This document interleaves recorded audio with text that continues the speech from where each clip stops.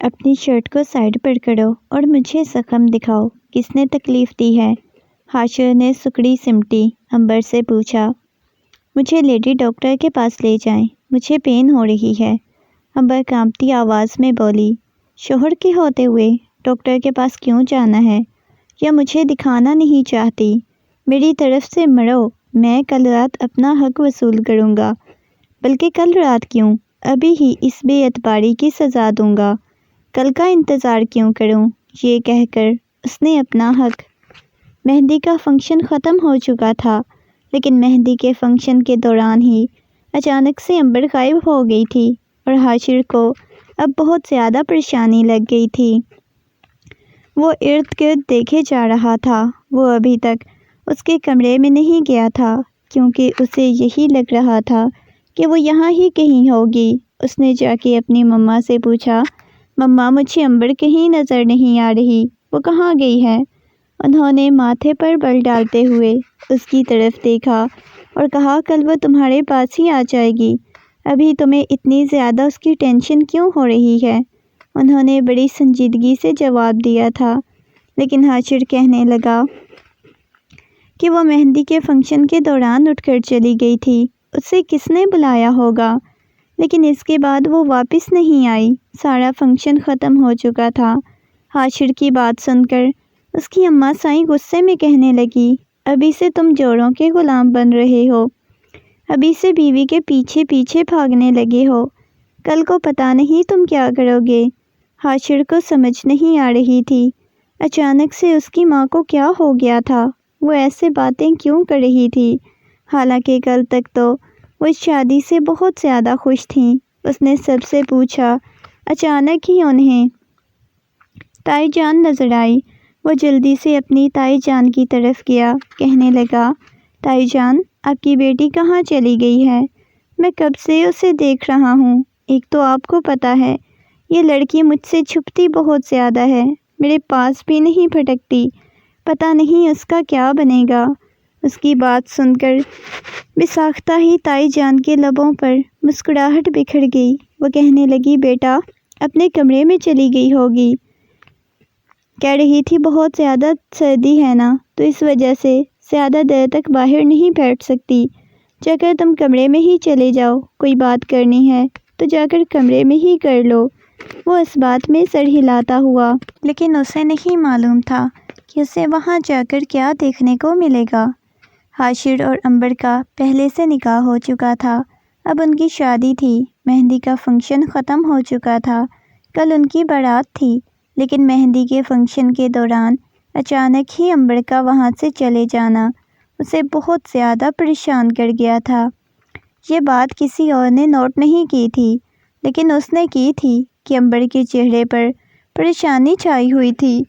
وہ کمرے میں داخل ہوا تو وہ سامنے ہی بیڈ پر بیٹھی گھٹنوں کے بل لیٹی ہوئی تھی، اپنے ارد گرد کمبل لپیٹا ہوا تھا۔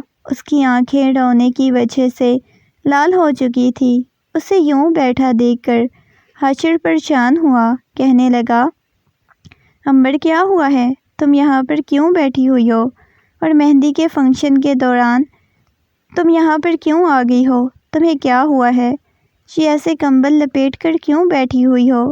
اس کا پورا وجود ہولے ہولے کپ کپا رہا تھا، جس کی وجہ سے حاشر بہت زیادہ پریشان ہو گیا۔ کہنے لگا، بتاؤ عنبر کیا ہوا ہے؟ وہ اس کے سامنے بیٹھ کر اس کی آنکھوں میں نمی تیرنے لگی۔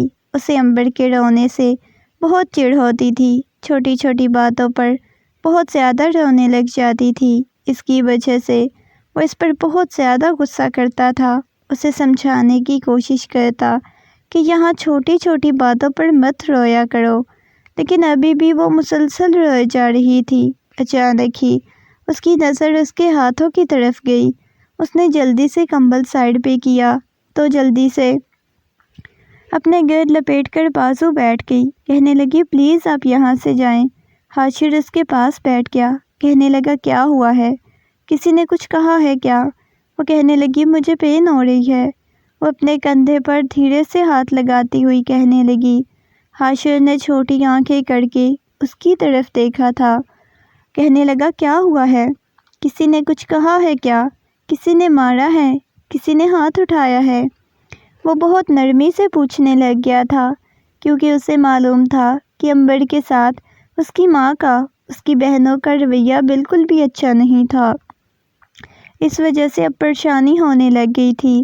وہ روتی ہوئی کہنے لگی، آپ ڈاکٹر کو بلائیں، لیڈی ڈاکٹر کو، میں نے انہیں دکھانا ہے۔ حاشر کا تو دماغ ہی گھوم گیا، کہنے لگا کیا مطلب ہے لیڈی ڈاکٹر کو بلاؤ؟ مجھے بتاؤ کیا ہوا ہے تمہیں؟ وہ غصے میں کہہ رہا تھا، لیکن امبر سے کچھ بھی بتانے کو تیار نہیں تھی۔ کہنے لگا کیا مسئلہ ہے، مجھے بتاؤ نا۔ اس نے اچانک ہی اس کے کندھوں سے پکڑ کر جھنجھوڑا تو اس کی سسکی نکلی۔ شاید اس کے بازو پر کہیں چوٹ لگی ہوئی تھی، جس کی وجہ سے وہ اتنا زیادہ رو رہی تھی۔ وہ کہنے لگی، مجھے بہت زیادہ پین ہو رہی ہے، پلیز مجھے ڈاکٹر کے پاس لے جائیں، کسی کو بتانا نہیں، مجھے چوری چپ کے لے جائیں۔ وہ عجیب انداز میں بولی جا رہی تھی۔ اس کی بات سن کر حاشر بہت پریشان ہو چکا تھا۔ اسے لگ رہا تھا کہ بات کوئی سیریس ہے جو وہ بتا نہیں رہی، اور بتانا بھی چاہتی ہے۔ وہ بہت محبت سے اس کی طرف دیکھ کر پوچھ رہا تھا، لیکن وہ ضد لگا کر بیٹھی ہوئی تھی کہ مجھے ڈاکٹر کے پاس لے جائیں، میں نے آپ کو کچھ نہیں بتانا۔ اسے غصہ آ گیا۔ وہ کہنے لگا، میں بھی تمہیں ڈاکٹر کے پاس نہیں لے کر جا رہا، یہاں پر ہی بیٹھو، کل رات تو تمہیں بالکل نہیں بخشنے والا۔ یہ کہہ کر وہ کمرے سے باہر جانے لگا۔ اچانک ہی پیچھے سے اس کی سسکی سنائی دی۔ اس نے مڑ کر دیکھا اور کہنے لگا، میں تمہارا شوہر ہوں، مجھ پر یقین نہیں کیا، جو بول رہا ہوں وہ مجھے دکھاؤ، پھر میں تمہیں ڈاکٹر کے پاس بھی لے جاتا ہوں، لیکن اس کے باوجود تم نے اپنی منمانی کی۔ وہ روتی ہوئی کہنے لگا کل رات کا میں انتظار کیوں کروں، اس بے اعتباری کی سزا تو دوں گا۔ مجھ پر اتنی بے اعتباری؟ تمہاری خاطر میں ساری حویلی والوں سے لڑ رہا ہوں، ہر جگہ تمہارا ساتھ دیتا ہوں، اس کے باوجود تمہیں مجھ پر بھروسہ نہیں، یقین نہیں۔ یہ کہہ کر وہ اس کی طرف آیا۔ وہ روتے ہوئے نفی میں سر ہلانے لگی، کہنے لگی پلیز مجھ سے دور رہیں، آپ کی وہ میرے پاس آ رہے ہیں۔ لیکن حاشر کو تو بہت زیادہ اس پر غصہ آیا ہوا تھا۔ وہ غصے سے پاگل ہوئے جا رہا تھا، بار بار اسے پوچھنے کی کوشش کر رہا تھا، لیکن اسے نہیں بتا رہی تھی کہ اسے کیا ہوا ہے۔ اچانک ہی وہ اس کے قریب گیا۔ اس نے بہت زور سے اس کے کندھے سے پکڑا تو اس سے پہلے کہ وہ اس کے ساتھ کچھ کرتا، اس کے ہاتھ پر خون لگ چکا تھا، مطلب اس کے کندھے سے خون بہہ رہا تھا۔ وہ اسے کے چہرے کی طرف دیکھے جا رہا تھا، کہنے لگا، یہ سب کس نے کیا ہے؟ یہ کس نے تمہیں چوٹ پہنچائی ہے؟ میں پوچھ رہا ہوں بتاؤ۔ لیکن وہ روئے جا رہی تھی، کچھ بول نہیں رہی تھی۔ اچانک ہی اس کا رویہ اور لہجہ بہت نرم ہو چکا تھا۔ اس نے اپنے ساتھ لگا لیا، کہنے لگا، اتنی زیادہ چوٹ لگی ہوئی ہے، چلو شاباش، مجھے دیکھنے دو۔ لیکن وہ خود کے قریب بھی نہیں آنے دے رہی تھی، بار بار کہہ رہی تھی مجھے ڈاکٹر کے پاس لے جائیں۔ تھوڑی ہی دیر بعد وہ لے کر ہاسپٹل آ چکا تھا۔ اس کے بازو سے اب زیادہ خون بہنے لگ گیا تھا۔ شاید اس نے بینڈیج کر کے روکا ہوا تھا، لیکن اب بہہ رہا تھا۔ ڈاکٹر نے کہا، یہ کسی کانچ سے کٹ لگا ہے، جس کی وجہ سے بلڈ پہلے بھی بہت زیادہ بہہ چکا ہے، اب یہاں دوبارہ بہنا شروع ہو چکا ہے، پہلے رک گیا تھا۔ یہ کہہ کر ڈاکٹر بینڈیج کرنے لگی۔ اسے اتنا گہرا کٹ لگا تھا کہ وہاں پر ٹانکے لگانے پڑے۔ ڈاکٹر کو رات کو تقریباً 3 بجے فارغ کیا۔ اسے لے کر واپس گھر آیا۔ ابھی تک اس نے نہیں بتایا تھا کہ یہ سب کچھ کس نے کیا ہے۔ اسے بہت زیادہ غصہ آیا ہوا تھا۔ اس نے سوچ لیا تھا اس کے بارے میں تو وہ اس سے پوچھ کر رہے گا، کیونکہ وہ ابھی بہت زیادہ ڈسٹرب اور پریشان لگ رہی تھی۔ اس نے لا کر اسے کمرے میں لٹایا، کمبل ٹھیک کرنے لگا، کہنے لگا دھیان سے، بہت گہرے زخم ہیں، اس سائڈ پہ وزن نہیں ڈالنا۔ یہ کہہ کر وہ جھک کر اس کی پیشانی پر بوسہ دیتا ہوا کمرے سے باہر جانے لگا۔ جب امبر نے اس کا ہاتھ پکڑ لیا، کہنے لگی، مجھے اکیلا چھوڑ کے نہیں جائیں، میرے پاس ہی رہیں۔ وہ امبر کے پاس بیٹھ گئی، کہنے لگی کیا ہوا ہے؟ دیکھو کوئی دیکھ لے گا تو کیا سوچے گا؟ وہ کہنے لگی پلیز مجھے اکیلے بہت زیادہ ڈر لگتا ہے، مجھے آپ کے پاس رہنا ہے، ہمیشہ آپ کے پاس۔ یہ کہہ کر اس کے کندھے سے سر لگاتی آنکھیں بند کر چکی تھی۔ وہ دھیرے دھیرے اس کے بالوں کو سہلا رہا تھا۔ تھوڑی ہی دیر بعد وہ سو چکی تھی۔ وہ دنیا جہان کی معصوم لڑکی تھی، اس کی نظر میں اس کی معصومیت تھی، اسی پر تو حشر فدا ہوا تھا۔ وہ اس کی کزن تھی۔ امبر بہت چھوٹی تھی جب اس کے ماں باپ کا انتقال ہو گیا، لیکن حشر یہاں پر نہیں ہوتا تھا۔ وہ کافی سالوں بعد واپس آیا تو امبر کو دیکھتے ہی اس کا دیوانہ ہو چکا تھا، لیکن حویلی والوں کا امبر کے ساتھ رویہ کچھ اچھا نہیں تھا۔ جب اس نے فیصلہ کیا کہ وہ شادی کرے گا تو صرف امبر کے ساتھ، اور شاید اس حویلی میں اس کا پہلا خیر خواہ تھا یہ تائی جان۔ اسے محبت کرتی تھی لیکن اتنی زیادہ نہیں کرتی تھی، کبھی کبھی وہ بھی اس کے ساتھ تلخ ہو جاتی تھی۔ ابھی تک وہ یہ معلوم نہیں کر پا رہی تھی کہ بہت گہرا زخم کس نے دیا ہے۔ اگلی رات امبر دلہن بنی اس کے کمرے میں بیٹھی ہوئی تھی۔ وہ بہت زیادہ خوش تھا، آخر آج اس نے امبر کو حاصل کر لیا تھا۔ اسے کتنا ٹوٹ کر چاہا تھا، اسے کتنی زیادہ محبت کی تھی۔ اس نے دھیرے سے کمرے کا دروازہ کھولا تو اس کے نتنوں سے گلاب کے پھولوں کی خوشبو ٹکرائی۔ وہ دھیرے دھیرے چلتا اس کے پاس آیا۔ اس کے پاس آ کر دیکھا تو سامنے ہی بیڈ پر سیریس سی سمٹی بیٹھی ہوئی تھی، رو بھی نہیں رہی تھی، بالکل خاموشی سے بیٹھی ہوئی تھی۔ وہ اس کے سامنے آ کر بیٹھا، اس کے ہاتھ کو اپنے ہاتھ کی گرفت میں لیا۔ آج پہلی دفعہ امبر کو تحفظ کا احساس ہوا تھا۔ وہ حشر کو دیکھے جا رہی تھی، اسے الگ کر رہا تھا کہ اس کی زندگی کے مشکل دن ختم ہو سکیں۔ وہ ایک ٹوٹ کر چاہنے والا، محبت کرنے والا انسان اس کی زندگی میں شامل ہو چکا ہے۔ مسکراتا ہوا اس کے سامنے آ کر بیٹھ گیا۔ وہ پریشانی کے عالم میں اس کے چہرے کی طرف دیکھے جا رہی تھی۔ حشر نے دھیرے سے اس کے ہاتھ کو اپنے ہاتھ کی گرفت میں لیتے ہوئے پوچھا، جان آپ کا زخم کیسا ہے؟ ٹھیک ہوا ہے؟ چلیں شاباش مجھے بتائیں، سب کچھ کس نے کیا؟ وہ کہنے لگی پلیز آپ مجھ سے یہ سوال نہ پوچھیں۔ آپ کیوں بار بار مجھ سے وہ سوال پوچھ رہے ہیں جس کا میرے پاس جواب ہی نہیں؟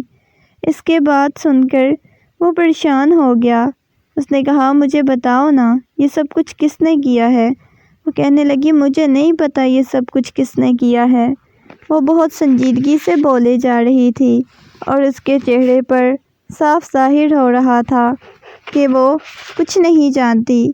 اس نے کہا اتنا گھبرا کیوں رہی ہو؟ زخم لگا ہے، تمہیں کیسے نہیں پتہ ہوگا کہ کس نے یہ سب کچھ کیا ہے؟ وہ کہنے لگی آپ کی بہن نے مجھے بولا تھا کہ تائی جان کمرے میں بلا رہی ہیں، تمہارے کمرے میں آئی تو کمرے میں داخل ہوئی، کمرے کی لائٹ بند ہو گئی، کسی نے بہت زور سے پیچھے سے دروازہ بھی بند کر دیا اور کچھ مارا، جس کے بعد گہرا کٹ لگ گیا۔ میں رو بھی نہیں سکتی تھی، چیخ بھی نہیں سکتی تھی۔ تھوڑی دیر بعد کمرے کی خود ہی لائٹ آن ہو گئی، لیکن کمرے میں کوئی بھی نہیں تھا۔ اس وقت مجھے اتنی زیادہ پین ہو رہی تھی کہ میں دیکھ نہیں سکی میرے کمرے میں کون ہے۔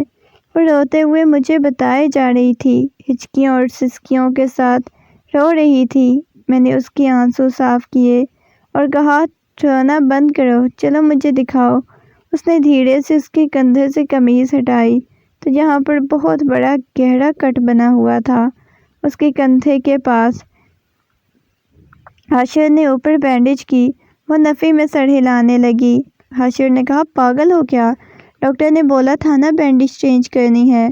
وہ آنکھیں بند کیے بیٹھی ہوئی تھی۔ میں نے آہستگی سے اس کی ساری جیولری اتار کر اس کے حوالے کی، اسے اپنے بازوؤں کے حصار میں لے لیا۔ نہ جانے کتنی دیر تک وہ میرے کندھے سے لگی روتی رہی اور میں محبت سے اس کی پشت کو سہلاتا رہا۔ تھوڑی ہی دیر بعد میں نے اس کی بینڈیج چینج کی، اس وقت میں اس کے ساتھ کسی قسم کا کوئی تعلق قائم نہیں کرنا چاہتی تھی، کیونکہ پہلے ہی بہت زیادہ ڈسٹرب تھی، اور اس کی حالت بھی ایسی تھی کہ وہ اس کے قریب نہیں جانا چاہتا تھا۔ کہنے لگا چلو شاباش سو جاؤ۔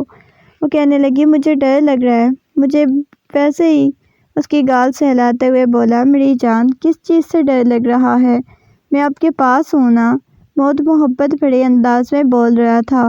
وہ کہنے لگی آپ نے بولا تھا آپ مجھے سزا دیں گے، آپ کو پتہ ہے مجھے کتنا زیادہ خوف محسوس ہو رہا ہے۔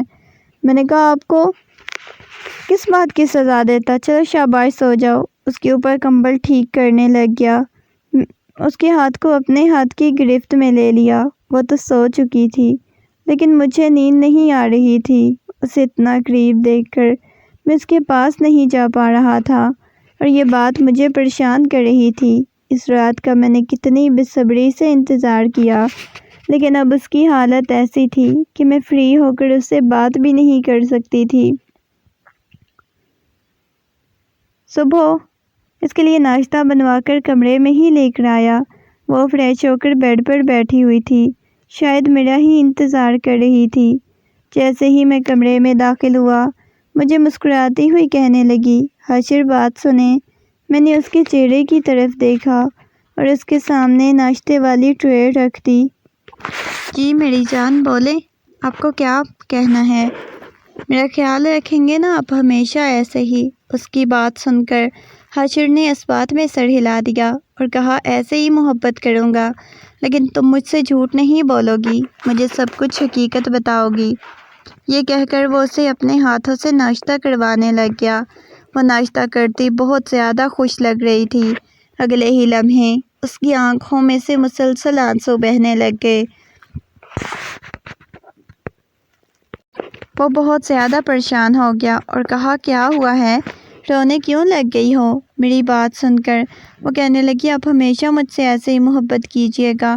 آپ کو پتہ ہے ماما بابا کبھی کسی نے مجھ سے ایسے محبت نہیں کی، چچی تائی نے بھی، آپ کی بہن نے بھی، آپ کی ماما نے ہمیشہ مجھ پر ظلم کیا ہے، ہمیشہ مجھے پیٹا، اذیت اور تکلیف دی، ابھی بھی ان سے برداشت نہیں ہوتا۔ آپ مجھ سے محبت کرتے ہیں۔ وہ روتے ہوئے بولے جا رہی تھی اور میں اس کے چہرے کی طرف دیکھے جا رہا تھا۔ میں نے اس کے بالوں کو پیچھے کی طرف کیا